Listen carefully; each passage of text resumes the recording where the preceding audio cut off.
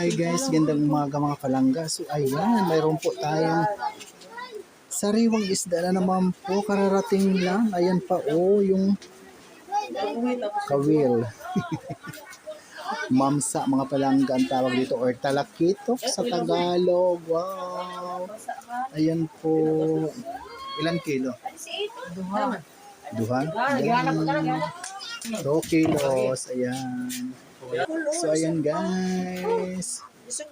Yan, may sariwang isda na naman tayo mga palangga. Ayun, sa may gusto dyan. Dito sa suto na ngayon ang Sa may gusto dyan, kasi ibinta daw kasi may ulam man. Yan. Galing.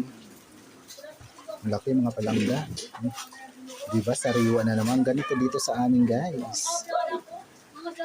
So, nandyan pa po yung kanyang kawil mga palangga or taga. Tawagin dito sa amin. So, yun po. Diba, ang ganda. Ang laki. 2 kilo. Pwede na yan. Yan. Sa may gusto dyan, ibinta daw. Bili na kayo. 2 kilos po, mamsa.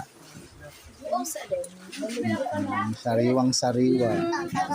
So yun guys, di ba? Hehe. Yan. Oh. Ilako nyo na. Kontak na. Kontak na. Andali. So yun po.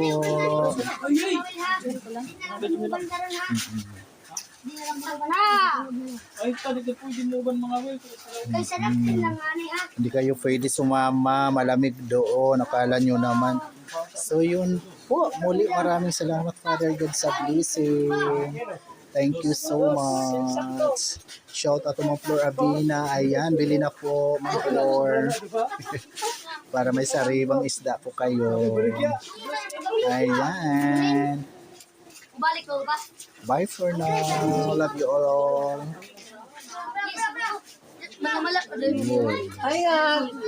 So yun, bye for now.